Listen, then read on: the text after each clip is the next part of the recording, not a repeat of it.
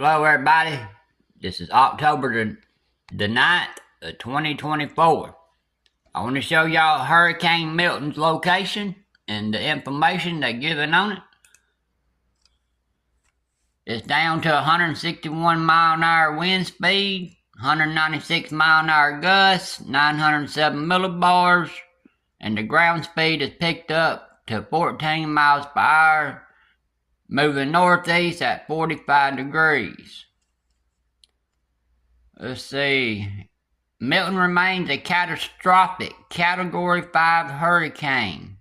So it has went back up to a Category 5. It's about 300 miles from Tampa right now, so we need to watch out.